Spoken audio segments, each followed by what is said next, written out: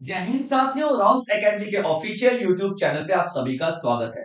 तो दोस्तों, current affair की एक और शानदार क्लास में आपके लिए लेकर के आया हूं, जहां हम एग्जाम ओरिएंटेड खबरों की बात करेंगे और आप लोग छोटे छोटे प्यारे प्यारे नोट्स बनाएंगे। तो चलिए शुरुआत करते हैं, देखते हैं आज आपके लिए क्या खास है। तो दोस्तों, मैं एमसीक्यूज की फॉर्म में सारे के सारे टॉपिक्स आपको कवर करवाऊंगा, क्योंकि आपको समझ में आ जाना चाहिए कि किस तरीके के सवाल आपसे पूछे जाते हैं। पूरा हम एनालाइज करेंगे न्यूज का, न्यूज कहना क्या चाहता है और कौन कौन से टर्म्स और कौन कौन से फैक्ट्स आपके लिए एग्जाम में इंपॉर्टेंट रहेंगे। तो देखिए, आप लोग साथ के साथ मिलकर के जवाब देते रहेंगे अगर आपको जवाब आता है, अदरवाइज मैं तो यहाँ पे हूं ही। Which ministry organize the consultation meeting at Bharat Mandapam regarding the base year revision of GDP, CPI, IIP, Index of Industrial Production? Bharat Mandapam में जीडीपी, सीपीआई, आईआईपी के बेस ईयर संशोधन से जुड़ी परामर्श बैठक किस मंत्रालय ने आयोजित की? तो सबसे पहले देखते हैं होती क्या क्या चीजें, ये क्या क्या चीजें हैं। ठीक है, चलिए। तो आप सबसे पहले ये देखेंगे, ठीक है, कि जिस बेस ईयर की हम बात कर रहे हैं चेंज होने की, वो बेस ईयर क्या है। जब भी हम लोग, याद रखना, जीडीपी निकालते हैं, जब भी हम लोग क्या करते हैं, जीडीपी निकालते हैं, तो जीडीपी में कितना बढ़ोतरी हुआ और कितना घटा, इसके लिए हम लोग एक बेस ईयर अपनाते हैं। ठीक है, जैसे कि मान लीजिए, हम हमें कैसे पता कि कितना हमारा तरक्की हुआ है, कितना हमारा तरक्की हुआ है। जैसे देखिए, एक एग्जांपल के तौर पे आप लोग एक मिनट लेके मैं समझाता हूं। ठीक है, 2000 2011 में या 2024 में, मान लीजिए 2024 में कोई सामान अगर 100 रुपए का था, ठीक है, कोई सामान अगर 100 रुपए का था, ठीक है, और 10 किलो, जैसे मान लीजिए गेहूं 100 रुपए किलो था और 10 किलो आपने गेहूं उगा दिया, तो कितने का हो गया? 1000 केजी का हो गया। क्लियर पॉइंट यहाँ पे याद रखिएगा, 1000 किलो का हो गया। लेकिन 2025 में 2025 में 2025 में अगर यहां पे आपको मिल रहे हैं 2000 रुपए, ठीक है, 2000 रुपए, तो आपने कितना गेहूं उगाया होगा? कितना गेहूं? 20 किलो उगाया होगा, 100 रुपए के हिसाब से 20 किलो उगाया होगा, है ना? 20 किलो उगाया होगा, है ना? तभी तो 2000 रुपए है। लेकिन ये भी तो हो सकता है, ये भी तो हो सकता है कि गेहूं आपका 10 ही किलो होगा, लेकिन कीमत बढ़ चुकी हो, 200 रुपए हो चुकी, 100 रुपए की जगह, तब भी तो आपको 2000 मिलेगा। तो आपने तरक्की कहाँ की? आपने तरक्की कहाँ की? आपने पहले भी आपने 10 ही किलो उगाया था और अभी भी आप 10 ही किलो उगा रहे हो। समझिए इस बात को, आपने तरक्की कहाँ की? महंगाई की वजह से आपको ज्यादा पैसा मिला है ना, प्रोडक्शन कहाँ हुआ है? यानी कि आपको 10 किलो गेहूं से 10 लोगों का पेट पहले भी भर पाते थे, और 10 किलो गेहूं से आप आज भी 10 ही लोगों का पेट भर पा रहे हो। बात तो तब बने ना जब प्रोडक्शन ज्यादा हो। तो आपको कैसे पता चलेगा कि प्रोडक्शन ज्यादा रहेगी? इसके लिए हम क्या करते हैं ना, पास्ट में जाके एक बेस ईयर ले लेते हैं। पास्ट में जाकर के एक बेस ईयर यानी कि आधार वर्ष ले लेते हैं। ठीक है, एक हम आधार वर्ष डिसाइड कर लेते हैं। और ये आधार वर्ष अभी तक क्या चल रहा था? 2011 2012। यानी कि जब बेस ईयर, हम जो भी कीमत की बात करेंगे ना, तो बेस ईयर की कीमत से ही देखेंगे। यानी जब भी जीडीपी, जैसे मान लीजिए 2011-12 में गेहूं 30 रुपए किलो था, 30 रुपए पर केजी था, तो जब भी हम जीडीपी की बात करेंगे ना, जब भी हम जीडीपी की बात करेंगे किसी भी साल की, तो हम 30 ही रुपए लिखेंगे, चाहे वो 2022 हो, 23 हो, 24 हो, हम क्या करेंगे? 30 ही रुपए के हिसाब से लिखेंगे। तब समझ में आएगा ना कि यार हमारी वास्तव में ग्रोथ कितनी थी। यही वाला एग्जांपल लेके देखते हैं। जैसे मान लीजिए यहाँ पे आपका 100 रुपए ना होकर के, ठीक है, 100 रुपए ना होकर के बेस ईयर लेके चलते हैं, तो 30 ही रुपए बेस ईयर होता। फिर बेस ईयर 25 रुपए 30 ही रुपए होता। जब कीमत ज्यादा है तो जाहिर सी बात है प्रोडक्शन ज्यादा हुई होगी, तभी तो 2000 रुपए मिले है ना। यानी कि हम बेस ईयर को हमेशा सेम रखते हैं। और बेस ईयर इसलिए होता है ताकि ये पता चल सके, बेस ईयर क्या है? एक रेफरेंस है।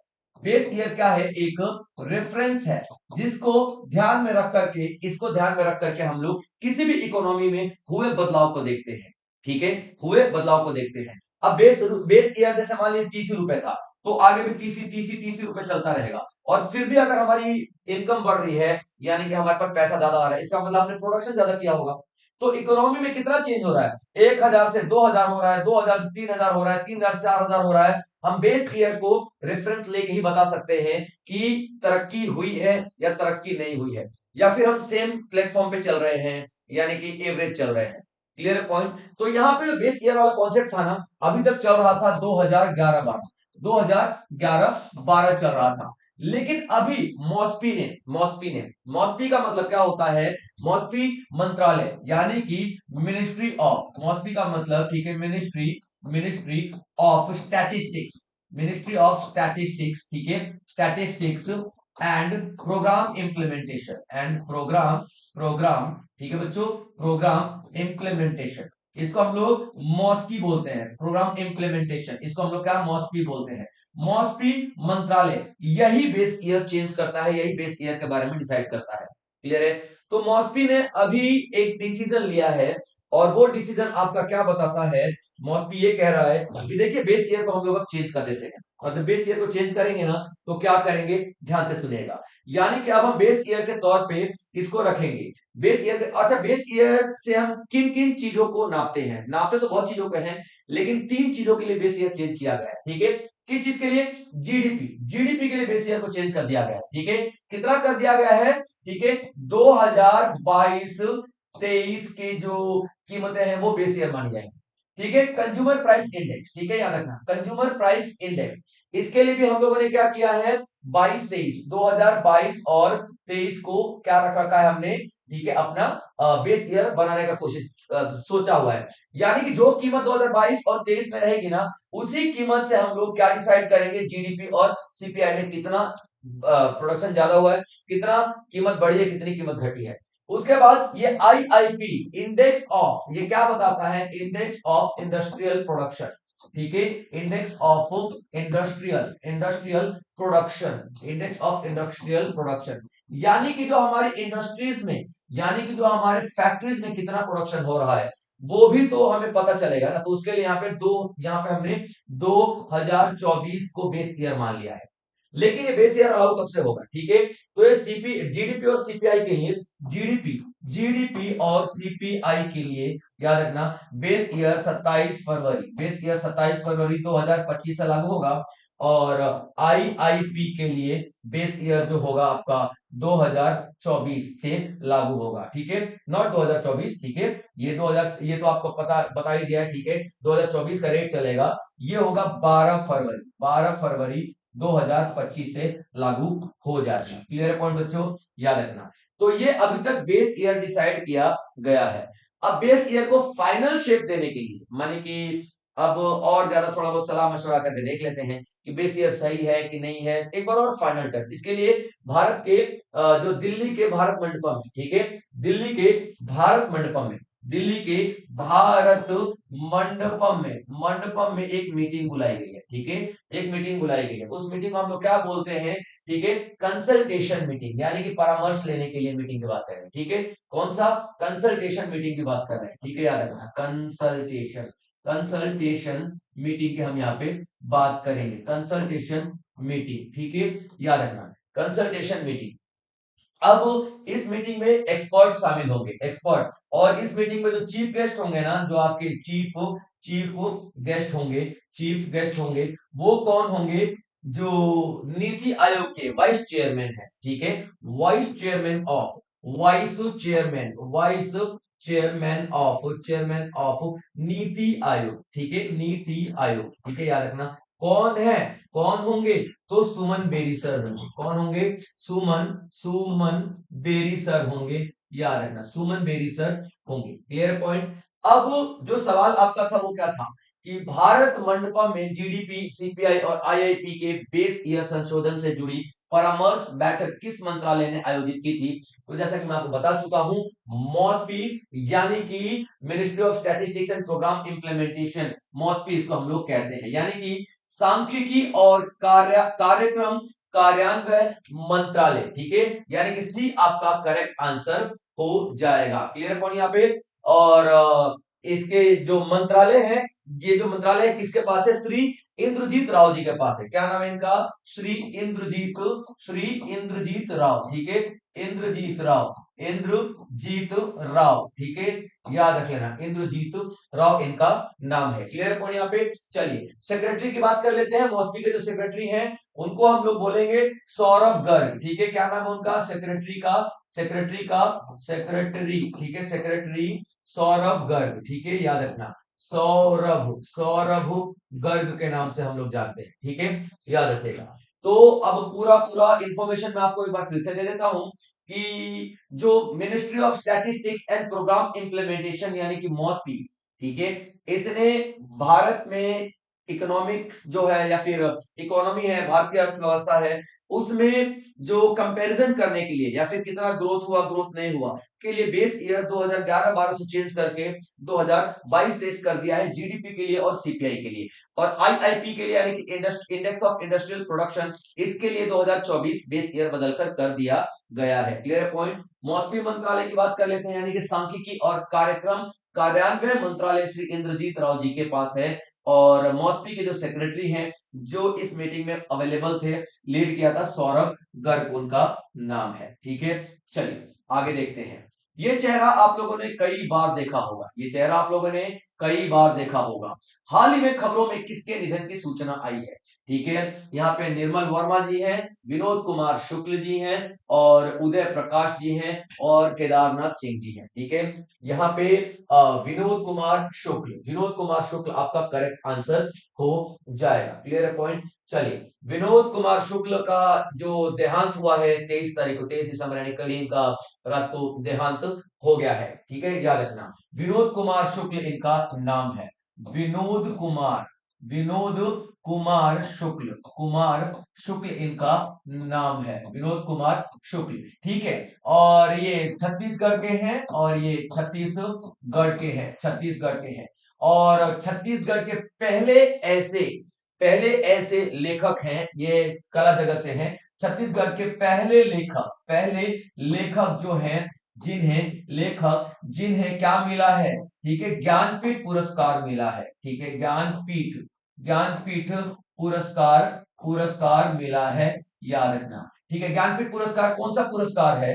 ये लिटरेरी क्षेत्र में यानी कि साहित्य के क्षेत्र का सबसे बड़ा पुरस्कार है, ठीक है। साहित्य के क्षेत्र का साहित्य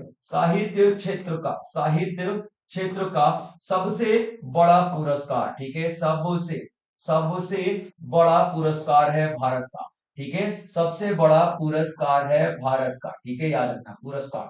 और ये छत्तीसगढ़ के ऐसे पहले और इकलौते ऐसे व्यक्ति हैं जिन्हें ज्ञानपीठ पुरस्कार प्राप्त हुआ है। और कब हुआ है इनको ज्ञानपीठ पुरस्कार? ठीक है, 2025 में मिला है, लेकिन 2024 के लिए दिया गया है। इनकी कुछ रचनाएं हैं, जैसे कि नौकर की कमीज, इनका एक नॉवेल है जो बहुत फेमस है, ठीक है, नौकर की कमीज, ठीक है, नौकर की कमीज, ठीक है, इनकी कुछ ऐसी रचनाएं हैं। और नौकर की कमीज है, खिलेगा तो दिखेगा, ठीक है, इनका एक और है, ठीक है, खिलेगा तो दिखेगा। इस तरीके की बहुत सारी ऐसी रचनाएं हैं इनके पास, और जिनकी वजह से इनको बहुत सारा अवार्ड दिया गया है, ठीक है। तो इनको सबसे पहले देख लेते हैं और कौन कौन से अवार्ड मिले हैं, ठीक है।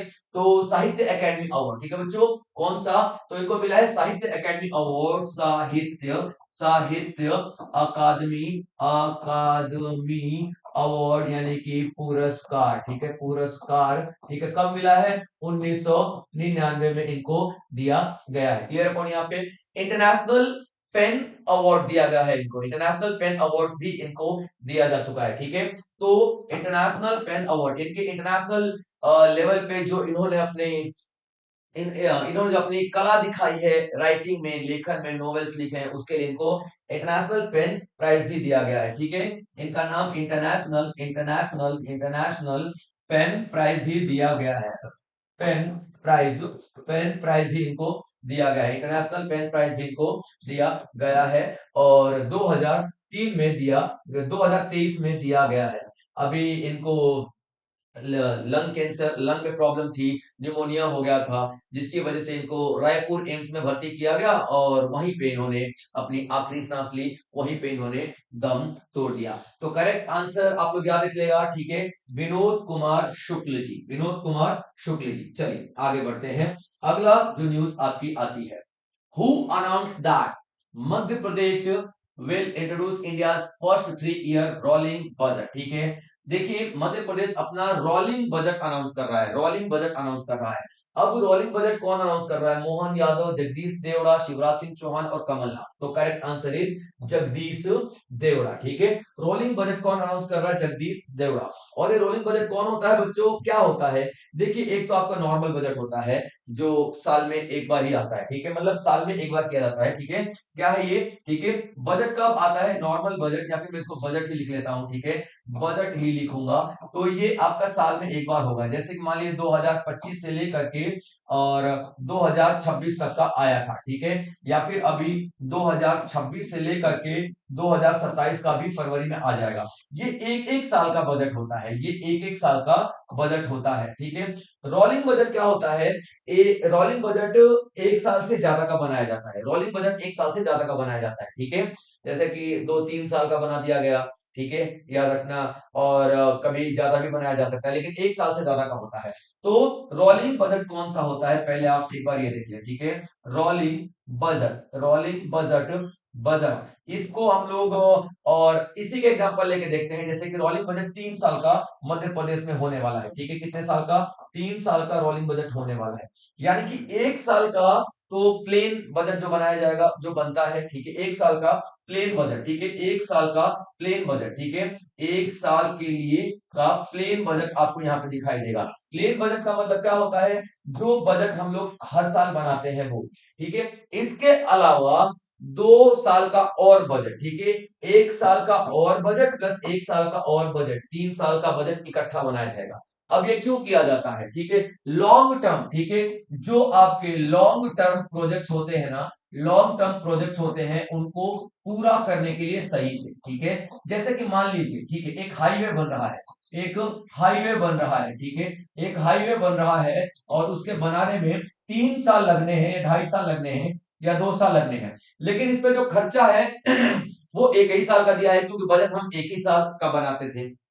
इस तरीके के जो प्रॉब्लम्स आती रहती थी हमेशा, यानी कि इसका इस हाईवे पे जो खर्चा किया जाएगा अगले साल थोड़ा और पैसा मिलेगा, फिर अगले साल थोड़ा और पैसा मिलेगा। नहीं, ये 3 साल का हाईवे है, तो इसको हम लोग रोलिंग प्लान वाले बजट में डालेंगे, रोलिंग बजट में ही डालेंगे। ठीक है, ताकि इसका पहले से ही हो जाए कि भैया पहले साल में हम देखेंगे पूरा कि कितना हम कितने हद तक बना सकते हैं, फिर बचा कुछ दूसरे साल में बनाएंगे, उसके बाद तीसरे साल में। लेकिन जो इसका डिसीजन है ना, अभी ले लिया जाएगा। ठीक है, इसका एडवांस डिसीजन लिया जाएगा। ठीक है, याद रखना, एडवांस डिसीजन लिया जाएगा, तभी तो यार 3 साल का हम डिसीजन ले पाएंगे। अदरवाइज तो हर साल हर साल हर साल, जैसे कोई 10 साल का प्रोजेक्ट है, तो यार उसके लिए हर साल हर साल हर साल थोड़ी ना हम लोग बजट पास करेंगे। लेकिन यहाँ पे वही किया जा रहा था। क्लियर है? यहाँ पर वही किया जा रहा था। इसीलिए अभी जो एमपी है, ये ऐसा पहला राज्य बन गया है जिसने रोलिंग बजट अनाउंस किया है 3 साल का। ठीक है, कौन सा? एमपी। एमपी क्या है? ठीक है, पहला पहला राज्य है, एमपी पहला राज्य है जो कि रोलिंग बजट बना रहा है। ठीक है, रोलिंग बजट बना रहा है 3 साल का, 2026 से लेकर के 2029 तक का बनाएगा। 2026 से 27, 27 से 28, 28 से 29, 3 साल का रोलिंग बजट बनाया जा रहा है। ठीक है, और अनाउंसमेंट किसने किया? जगदीश देवड़ा जी ने किया है। ठीक है, जगदीश देवड़ा जी ने किया है। ठीक है, जगदीश जगदीश जगदीश देवड़ा जी ने किया है। अब जगदीश देवड़ा सर एमपी के 6th उप मुख्यमंत्री हैं। ठीक है, कौन है? 6th, 6वें नंबर के 6th उप मुख्यमंत्री है। ठीक है, उप मुख्यमंत्री है, याद रखना। ठीक है, तो इन्होंने अनाउंसमेंट किया है कि भैया हम अब रोलिंग बजट लेकर के चलने वाले हैं। ठीक है, याद रखना। तो जगदीश देवड़ा जी ने अनाउंसमेंट किया है कि मध्य प्रदेश भारत का ऐसा पहला राज्य बनेगा जो कि रोलिंग बजट लेकर के चल रहा है। रोलिंग बजट जो मध्य प्रदेश का होगा वो 3 साल का होगा, यानी कि 26 से 27, 27 से 28, 28 से 29 अलग अलग ना होकर के। ठीक है, 26 से 2029 तक चलेगा, 2026 से 2029 तक चलेगा। ऐसा करने वाले पहला ऐसा भारत का राज्य बन चुका है। ठीक है, चलिए आगे देखें। आगे देखें, which organization inducted the pollution control vessels Samudra Pratap. ठीक है, समुद्र प्रताप जो एक पॉल्यूशन कंट्रोल करने वाला एक वेसल है। ठीक है, एक जो कोस्ट गार्ड को दिया गया है। ठीक है, एक शिप है। किसने दिया है, यानी किसको दिया गया है? प्रदूषण नियंत्रण पोत समुद्र प्रताप को किस संगठन ने शामिल किया है? ठीक है, याद रखना। तो करेक्ट आंसर आपका इंडियन नेवी हो गया, इंडियन कोस्ट गार्ड हो गया, ministry of ports shipping and waterways, Goa shipyard limited. यानी कि भारतीय नौसेना, भारतीय तट रक्षक बल, पतन पोत परिवहन और जल मार्ग मंत्रालय, गोवा शिपयार्ड। तो देखिए ये तो दिखाई दे रहा है ना शिप, ये तो दिखाई दे रहा है ना शिप, ये क्या है? ठीक है, इसका नाम है समुद्र प्रताप, इसका नाम है समुद्र, इसका नाम है समुद्र प्रताप, समुद्र प्रताप। ठीक है, ये क्या है ये? ठीक है, ये क्या है ये? Vessel control, pollution control vessel है, यानी कि पीसीवी। ठीक है, पीसीवी है, यानी कि pollution control, pollution pollution control, pollution control vessel है, पॉल्यूशन कंट्रोल वेसल है, याद रखना। यानी जो शिप है ना क्या करेगी? प्रदूषण नियंत्रण करेगी। ठीक है, क्या करेगी? प्रदूषण प्रदूषण नियंत्रण करेगी। ठीक है, और कहां पे करेगी? तो जो कोस्टल एरिया होता है ना, भारत के तटीय इलाकों में, भारत के तटीय इलाकों में, ठीक है, तटीय इलाकों में क्या करेगा? प्रदूषण कंट्रोल करेगा। क्लियर पॉइंट, याद रखना। और किसे सौंपा गया है? इसे किसे सौंपा गया है? तो इंडियन कोस्ट गार्ड को सौंपा गया है। किसे सौंपा गया है? इंडियन कोस्ट गार्ड को सौंपा गया है। ठीक है, याद रखना, इंडियन कोस्ट गार्ड यानी कि भारतीय तट रक्षक बल। ठीक है, भारतीय भारतीय तट भारतीय तट रक्षक रक्षक बल। ठीक है, भारतीय तट रक्षक बल, याद रखना, इसे सौंपा गया है। और ये कहां पे बना, इस किसने बनाया है? जैसे कि मैं आपको कई बार सेशन बता चुका हूं कि अलग अलग कंपनियां अलग अलग इस तरीके के पोत बनाती हैं। तो किसने बनाया है इसको? तो गोवा शिपयार्ड लिमिटेड। ठीक है, कितने? Goa shipyard, Goa shipyard, Goa shipyard limited ने इसको बनाया है। ठीक है, गोवा शिपयार्ड लिमिटेड ने इसको बनाया है। क्लियर पॉइंट बच्चों, याद रखिएगा। और ये इंडियन कोस्ट गार्ड आपका करेक्ट आंसर हो जाएगा। तो प्रदूषण नियंत्रण पोत समुद्र प्रताप को किस संगठन में शामिल किया गया है? तो अभी इंडियन कोस्ट गार्ड में शामिल किया गया। आपको पता है ये भारत के जो तटीय इलाके होते हैं उनकी रक्षा की जाती है किसके द्वारा? कोस्ट गार्ड के द्वारा। तो इन्होंने देखा कि बहुत ज्यादा प्रदूषण फैल रहा है हमारे तटीय इलाकों में, तो एक ऐसी शिप हम लोग लेकर के आए जो कि सिर्फ और सिर्फ पॉल्यूशन के लिए डेडिकेटेड हो। हालांकि इस पे हथियार भी लगे रहेंगे, ऐसा नहीं हथियार नहीं लगा रहेगा, हथियार इस पे लगा ही रहेगा, याद रखिएगा। क्योंकि दुश्मन की कभी भी अगर जरूरत पड़ जाए तो हथियार निकालने की जरूरत पड़ जाए, तो ऐसा ना हो कि हमारे पास हथियार ना हो। तो हथियार है इस पे लगा रहेगा, लेकिन इसका मेन प्राइमरी काम क्या होगा? पॉल्यूशन को कंट्रोल करना, साफ सफाई करना, या कुछ ऐसा पॉल्यूशन फैलाने वाली चीजें उनको नियंत्रित करना और कंट्रोल करना। क्लियर पॉइंट बच्चों यहाँ पे? चलिए, तो अच्छा एक और चीज है, ठीक है, इंडियन कोस्ट गार्ड को कब बनाया गया था? ठीक है, इंडियन कोस्ट गार्ड, ठीक है, इंडियन कोस्ट गार्ड, ठीक है बच्चों, इंडियन कोस्ट गार्ड अधिनियम आया था। ठीक है, ठीक है, लेकिन अधिनियम आया था 1978 में, और इसको बनाया कब गया था? 1977 के अंदर में। ठीक है, याद रखिएगा आपको। क्लियर है बच्चों? चलिए, और डेट क्या रहती है? 1 फरवरी। डेट क्या रहेगी? 1 फरवरी। ठीक है, इसीलिए हम लोग इंडियन कोस्ट का डे भी सेलिब्रेट करते हैं। ठीक है, चलिए, तो सारी सारी इंफॉर्मेशन आप लोगों के सामने है, और आप लोग एक एक चीज को नोट करते हुए चलेंगे। ठीक है, चलिए आगे देखते हैं। हु विल इनॉग्रेट राष्ट्र प्रेरणा स्थल इन लखनऊ? ठीक है, अभी देखिए राष्ट्र प्रेरणा स्थल कौन इसमें से इनॉग्रेट करेगा? वाइस प्रेसिडेंट ऑफ इंडिया यानी कि जो हमारे सी राधा कृष्णन जी हैं वो, या फिर prime minister Narendra Modi, chief minister of Uttar Pradesh Yogi Adityanath, और गवर्नर ऑफ उत्तर प्रदेश, इनमें से कौन इनॉग्रेट करेगा? तो देखिए प्रेरणा स्थल है क्या, सबसे पहले देख लीजिए राष्ट्र प्रेरणा स्थल होता क्या है। तो अभी राष्ट्र प्रेरणा स्थल किसके जन्म दिवस पे मनाया जा रहा है? तो 25 दिसंबर, आज क्या है? आज 25 दिसंबर है। ठीक है, क्या है आज? 25 दिसंबर। ठीक है बच्चों, आज 25 दिसंबर है। ठीक है, 25 दिसंबर है, और 2025 है, 2025, 25 दिसंबर 2025। और 1924 में इसी दिन 1924 में इसी दिन 25 दिसंबर को एक महान व्यक्ति का जन्म हुआ था हमारे इसी भारत में, जिनको हम लोग क्या बोलते हैं? ठीक है, अटल बिहारी वाजपेयी। क्या बोलेंगे इनको? अटल बिहारी वाजपेयी। ठीक है, वाजपेयी। ठीक है, सभी इनको जानते हैं भाई साहब, सभी इनको जानते हैं। तो अटल बिहारी वाजपेयी जी का जन्म हुआ था 1924 में। तो इनका जो 101वां जन्मदिन है, 101वां जन्म दिवस है इसी दिन, ठीक है, इसी दिन लखनऊ में क्या बनाया जा रहा है? प्रेरणा स्थल बनाया जा रहा है। क्या बनाया जा रहा है? प्रेरणा स्थल बनाया जा रहा है, जिसका उद्घाटन कौन करेगा? पीएम नरेंद्र मोदी करेंगे। पीएम नरेंद्र मोदी करेंगे। जैसा कि नाम से ही समझ में आ रहा है कि एक प्रेरणा स्थल, यानी कि यहाँ पे हमारी आजादी के समय से लेकर के अभी तक का पूरा यात्रा दिखाई देगी, यानी कि भारत की जर्नी दिखाई देगी, भारत की यात्रा दिखाई देगी, ठीक है। कब से लेकर के?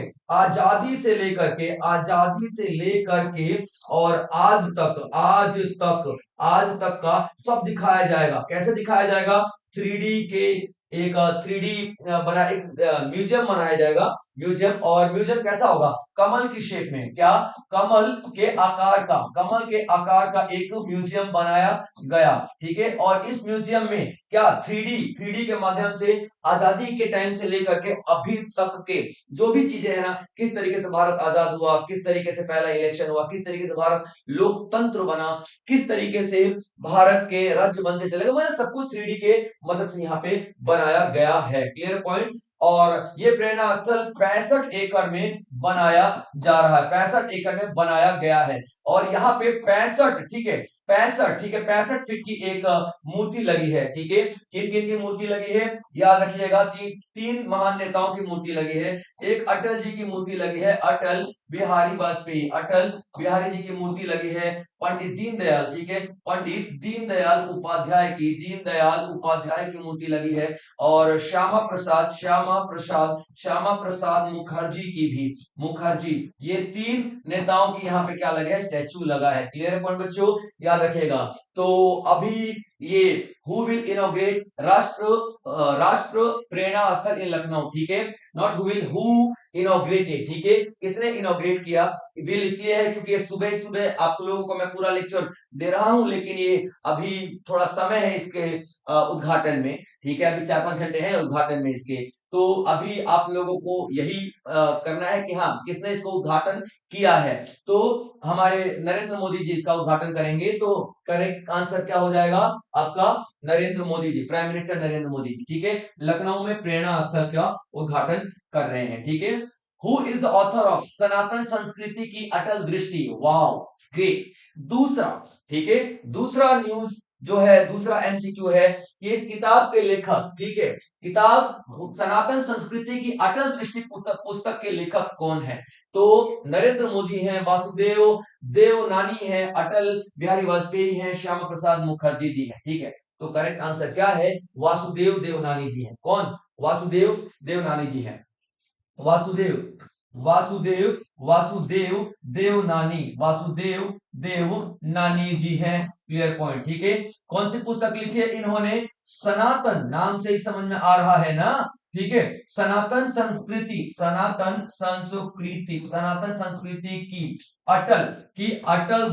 अटल दृष्टि, ठीक है। इसका क्या मतलब है? इस किताब में क्या दिया हुआ है? ठीक है, इस किताब में क्या दिया हुआ है? इस किताब में दिया हुआ है किस तरीके से अटल बिहारी वाजपेयी की जो दूर दृष्टि थी हमारे देश को लेकर के, हमारे राष्ट्र को लेकर के, किस तरीके से उनके जीरो हेटर्स हुआ करते थे, किस तरीके से उन्होंने हमेशा ही देश को प्राथमिकता दी है, हमेशा ही देश को प्राथमिकता दी है। उनका एक बहुत ही फेमस भाषण जो मुझे नहीं लग रहा मैं कितनी बार सुना हूं, मुझे लग रहा है शायद मैं 100-150 बार सुन चुका हूंगा, ठीक है, सरकारें आएंगी सरकारें जाएंगी, ये तो आंकड़ों का खेल है, कुछ ऐसा ही था, लेकिन लोकतंत्र रहना चाहिए, ये अटल बिहारी वाजपेयी की पहचान थी। तो उनके इस तरीके से बहुत सारी ऐसा थॉट प्रोसेस था, बहुत सारी ऐसी सोच थी जिनको लोगों तक पहुंचाना जरूरी था। तो यहाँ पे वासुदेव देवनानी जी का यही कहना था कि नहीं, अटल जी की जो सोच है वो अटल जी की सिर्फ एक इंसान की सोच नहीं है, एक व्यक्ति की सोच नहीं है, अटल जी की सोच पूरा एक कॉन्स्टिट्यूशन है, पूरा एक इंस्टीट्यूशन है, पूरा एक संस्थान है, पूरा एक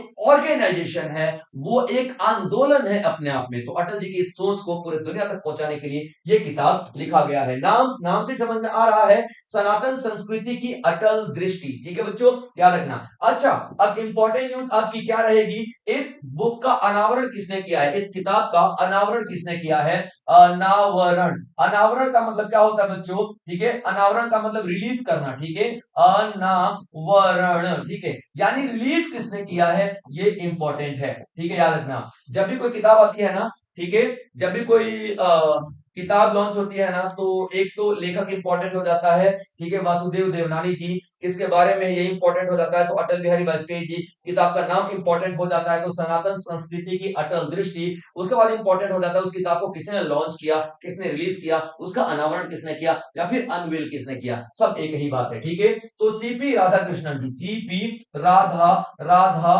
कृष्णन, ठीक है, सीपी राधा कृष्णन जी, ठीक है, ये कौन है, हमारे उपराष्ट्रपति हैं, कौन है, हमारे उपराष्ट्रपति, ठीक है, उपराष्ट्रपति जी हैं, ठीक है, इन्होंने इस किताब को रिलीज किया है। तो करेक्ट आंसर आपका क्या हो जाएगा, वासुदेव देवनानी जी। क्लियर है कौन यहाँ पे, याद रखिएगा। और ये भी इनके जन्म दिवस पर ही, ठीक है, जन्म दिवस को उपलक्ष्य नहीं किया जा रहा है, जो कि 25 दिसंबर है, मैं बार बार बता रहा हूं, 25 दिसंबर 2025, 25 दिसंबर 2025 को हम सेलिब्रेट कर रहे हैं, लेकिन 25 दिसंबर 1924 को इनका जन्म हुआ था, ठीक है बच्चों। चलिए चलिए चलिए चलिए चलिए चलिए आगे देखते हैं, आगे देखते हैं, आगे देखते हैं, ठीक है। अब अगला जो आपका न्यूज आता है वो क्या है, what is the name of the manual release by the defence minister Rajnath Singh for BRO. BRO, border road organisation. Border road organisation क्या करती है, बीआरओ, बॉर्डर, ठीक है, बॉर्डर, ठीक है, road organisation, border road organisation, ठीक है, ये क्या करती है, जो बॉर्डर वाले एरिया में, ठीक है, बॉर्डर वाले एरिया में पुल बनाती है, रोड बनाती है, रोड बनाएगी, ठीक है, ब्रिज बनाएगी, यानी कि पुल बनाएगी, और सारी की सारी इंफ्रास्ट्रक्चर यानी कि अवसंरचना बनाएगी। इंफ्रास्ट्रक्चर इसी का काम होता है, ठीक है, इंफ्रास्ट्रक्चर इसी का काम होता है, याद रखना, ठीक है, सब कुछ यही बनाएगा। तो अभी क्या होता था, ठीक है, अभी क्या होता था, याद रखिएगा कि अलग अलग जो टीमें अलग अलग रोड बनाती थी, तो वो अपना अलग अलग नियम कानून अप्लाई करती थी। जैसे मान लीजिए ये वाला पहाड़ है, ये वाला पहाड़ है, ठीक है, तो इसको काट के अलग टीम बना रही है, ये वाले पहाड़ को अलग टीम बना रही है, ये सेम काम को 10 दिन में पूरा कर रहा है, ये सेम काम को 15 दिन में पूरा कर रहा है, इसमें खर्चा कम आ रहा है, उसमें खर्चा ज्यादा आ रहा है, मतलब तमाम तरीके की अलग अलग डिसीजन हो जाते थे। तो अभी राजनाथ सिंह ने क्या किया कि ना, यानी राजनाथ सिंह यानी कि डिफेंस मिनिस्ट्री ने क्या किया है, ठीक है, एक सर्कुलर जारी कर दिया है, एक सर्कुलर जारी कर दिया है, एक मैनुअल जारी कर दिया है, एक मैनुअल जारी कर दिया है। और ये मैनुअल का मतलब क्या है, ये मैनुअल का मतलब क्या है, ये मैनुअल का मतलब ये होता है, एक गाइड जारी कर दिया है कि देखो भैया, एक मैं डायरी बना रहा हूँ, कुछ नियम कानून बना रहा हूँ, कुछ नियम कानून बना रहा हूँ, ठीक है, नियम कानून बना रहा हूँ, और इसी नियम कानून से अब जितने भी रोड बनेंगे ना, बीआरओ के द्वारा जितने भी रोड बनेंगे, बॉर्डर रोड ऑर्गेनाइजेशन बनाएगी, वो एक ही तरीके के नियम फॉलो करेंगे, एक ही तरीके के रूल रेगुलेशन फॉलो करेंगे। क्लियर पॉइंट, याद रखना। तो ये नियम कानून बनाए जाने के लिए, ठीक है, मैनुअल डिसाइड किया गया है, और ये डिसाइड हुआ है, राजनाथ सिंह ने अनाउंसमेंट किया है, और किसके लिए, बॉर्डर रोड ऑर्गेनाइजेशन के लिए, ठीक है। अब इस मैनुअल के तहत क्या बनाया जाएगा, ठीक है, डीपीआर बनाया जाएगा, डीपीआर। अब डीपीआर क्या होता है, डीपीआर क्या होता है, ठीक है, तो डिटेल्ड, ठीक है, डीपीआर डिटेल्ड प्रोजेक्ट, ठीक है, डिटेल्ड प्रोजेक्ट, डिटेल प्रोजेक्ट और रिपोर्ट, डिटेल प्रोजेक्ट रिपोर्ट। यानी कि जब ये वाला रोड बन रहा था इस पहाड़ी में, तो एक इन्होंने अलग रिपोर्ट दी होगी, इन्होंने अलग रिपोर्ट दी होगी, तो ये जो रिपोर्ट है ना, ठीक है, डिटेल रिपोर्ट है ना, ये सभी को देना पड़ेगा। और ये किसके आधार पर होना चाहिए, तो राजनाथ सिंह जो गाइडेंस दे रहे हैं उनके आधार पर होना चाहिए। तो ये पूछ रहे हैं, रक्षा मंत्री राजनाथ सिंह द्वारा बीआरओ के लिए जारी की गई पुस्तिका का नाम क्या है, जिसमें गाइडलाइंस दिया गया, उस पुस्तिका का नाम आपको बताना है। तो रोड डेवलपमेंट हैंडबुक, और सड़क अवसंरचना परियोजनाओं के लिए विस्तृत परियोजना रिपोर्ट तैयार करने की मार्गदर्शिका, यानी guide on preparation of detail project report for road infrastructure project, border road construction manual, strategic infrastructure guide. तो करेक्ट आंसर क्या आएगा आपका, बी आ जाएगा, सड़क अवसंरचना परियोजनाओं के लिए विस्तृत परियोजना रिपोर्ट तैयार करने की मार्गदर्शिका। क्लियर बच्चे यहाँ पे, चलिए चलिए चलिए आगे देखते हैं। अगला जो आपका न्यूज आता है वो क्या है, खेल संस्थानों के लिए व्यापक इंटर्नशिप, खेल संस्थानों के लिए व्यापक इंटर्नशिप नीति किस मंत्रालय ने शुरू की है? यानी कि देखिए, अभी ना इंटर्नशिप दी जाएगी, ठीक है, अभी ना खेल के क्षेत्र में, ठीक है, खेल के क्षेत्र में, खेल के क्षेत्र में इंटर्नशिप दिया जाएगा, इंटर्नशिप दिया जाएगा, ठीक है। अब ये खेल के क्षेत्र में जो इंटर्नशिप दिया जाएगा ना, वो याद रखिएगा, खिलाड़ी बनने के लिए नहीं, जो खेल को मैनेज करने के लिए। जैसे मान लीजिए कि मैं यहाँ पे क्या है, 452, यहाँ पे 452 इंटर्न्स आएंगे, ठीक है, 452, ठीक है, इंटर्न्स आएंगे, ठीक है, कहां से? तो कॉलेज के स्टूडेंट्स होंगे, कॉलेज के, ठीक है, और यूनिवर्सिटी के स्टूडेंट्स होंगे, कॉलेज और यूनिवर्सिटी के क्या होंगे? स्टूडेंट्स होंगे, ठीक है। उन्हें ये उनको ट्रेनिंग दी जाएगी, ठीक है। ट्रेनिंग किस चीज की दी जाएगी? तो खेलों को मैनेज करने के लिए, खेलों को मैनेज करने के लिए, प्रबंधन करने के लिए। अब इसका क्या मतलब होता है सर? ठीक है, प्रबंधन करने के लिए। जैसे मान लीजिए खेलो इंडिया, ठीक है, खेलो इंडिया जो आता है ना, खेलो इंडिया यूथ गेम्स जो होता है, ठीक है, मान लीजिए एग्जाम्पल, ठीक है, खेलो इंडिया यूथ गेम, ठीक है, खेलो खेलो इंडिया यूथ गेम्स अगर ऑर्गेनाइज करवाना है, ठीक है, तो ये एक पर्टिकुलर डेट पर होगा, इसको पर्टिकुलर मैनेज करने की जरूरत पड़ेगी, कितने खिलाड़ी हैं, इवेंट ग्राउंड सब सब कुछ सिखाया जाएगा। कितने बच्चों को? 452 बच्चों को। इसे हम लोग क्या बोल रहे हैं? खेल के क्षेत्र में इंटर्नशिप करवाना, खेल के क्षेत्र में इंटर्नशिप करवाना। तो किसने इसको अनाउंस किया है? तो ministry of education, ministry of youth affairs and sports. तो करेक्ट आंसर क्या आ जाएगा? Ministry of youth affairs and sports, ठीक है। और मनसुख मांडविया जी याद रखना, इन्होंने अनाउंस किया है, ठीक है। क्या नाम है इनका? मनसुख मांडविया, मांडविया जी ने, ठीक है, क्या किया है? इसको अनाउंस किया है। क्लियर है पॉइंट बच्चों? याद रखना, ministry of youth affairs and sports, युवा कार्य और खेल मंत्रालय ने इसको क्या किया है? अनाउंस किया है। क्लियर है पॉइंट यहाँ पे? चलिए आगे देख लेते हैं, आगे और कौन सा न्यूज है आपके लिए। Under which act was the notification of Hansi district issued, ठीक है। अभी देखिए हरियाणा, ठीक है, जो हरियाणा है, हरियाणा का एक डिस्ट्रिक्ट था, ठीक है, हिसार। हरियाणा का एक डिस्ट्रिक्ट था जिसका नाम था क्या? हिसार, ठीक है, हिसार। अब हिसार में बहुत सारे तो अभी सब डिविजन थे, ठीक है, और उसमें दो सब डिवीजन की मैं बात करूंगा। एक तो आपको यहाँ पे दिखाई दे रहा होगा, ठीक है, एक तो आपको दिखाई दे रहा होगा, ठीक है, हांसी, ठीक है, एक तो आपका हांसी दिखाई दे रहा होगा, ठीक है, क्या? हांसी, ठीक है, हांसी। और एक आपका नरनौंद, ठीक है, नरनौंद, ठीक है, नरनौंद, ठीक है, ये दिखाई दे रहा होगा, नरनौंद, ठीक है, NARNAUD, ठीक है, यूडी, नरनौंद या फिर नरनौंद, ठीक है। तो अभी क्या किया गया है? हरियाणा ने ये जो हांसी है ना, हांसी, ठीक है, हांसी जो आपका ये एक सब डिवीजन था, इसको सेपरेट क्या बना दिया है? इसको सेपरेट डिस्ट्रिक्ट बना दिया है, इसको सेपरेट डिस्ट्रिक्ट बना दिया है। और इसी के साथ अभी 23 जिले हो जाएंगे, 23 जिले हो जाएंगे। किसके हो जाएंगे?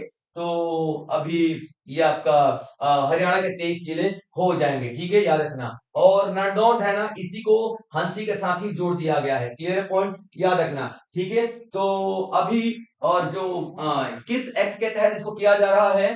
तो हरियाणा लैंड रेवेन्यू एक्ट 1887 और रजिस्ट्रेशन एक्ट 1908 और इंडियन पिनल कोड, ये तो छोड़ो, ठीक है, Indian municipal act 1994, revenue and administration act 1950। तो इसका करेक्ट आंसर है बच्चों, ठीक है, ए, ठीक है, हरियाणा लैंड रेवेन्यू एक्ट, यानी कि हरियाणा भूमि राजस्व अधिनियम 1887 और पंजीकरण अधिनियम 1908, ये इस एक्ट के तहत यहाँ हरियाणा का 23वां जो जिला है वो बनाया जा रहा है। और किसको बनाया जा रहा है? हांसी को। और ये किसने अनाउंसमेंट किया है? तो जो हमारे सीएम साहब है, ठीक है, सीएम साहब है नायब सिंह, ठीक है, क्या नाम है इनका?